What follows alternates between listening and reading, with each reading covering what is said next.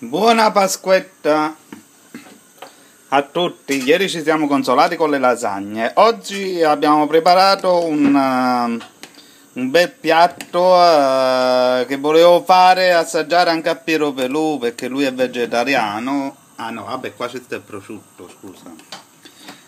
Allora ragazzi, delle pennette rigate, e qua abbiamo fatto un sugo con panna, la panna da cucina, piselli, cipolla, però logicamente un po' di cipolla rosolata perché altrimenti non ha gusto, funghi champignon cotti a parte con prezzemolo e vino bianco. Quindi si mischia il tutto, sembra un po' un vomito di capra, però in fin dei conti poi è buonissimo. Poi mischiato con la pasta è tutto un altro discorso, così esteticamente veramente sembra il vomito di una capra. Però qua aspettiamo quindi la nostra pasta. Mannaggia,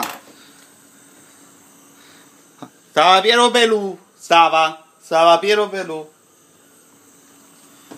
merda.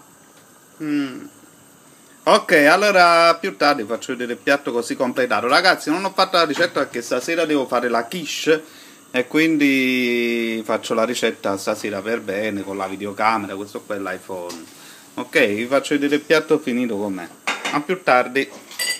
Voilà. Allora ragazzi, è arrivato il momento, mancano pochi secondi, eccolo qua. Allora si scola la pasta, conservatevi sempre un bicchierino di acqua e un po' di parmigiano reggiano.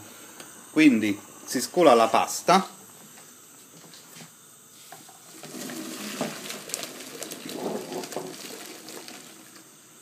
voilà, proprio abbagliato il tutto. Allora si mette di nuovo la pasta nel tegame e si mette quindi poi tutto il nostro vomito di capra.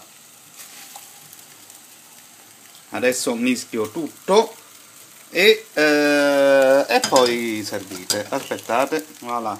Quindi abbiamo mischiato il tutto. A chi ama il parmigiano lo potete mettere anche adesso, toglietelo sempre dal fuoco, vedete già come è differente. E adesso quindi mischiamo mettiamo il tutto nel piatto con un po' di parmigiano reggiano e del prezzemolo sopra per decorare.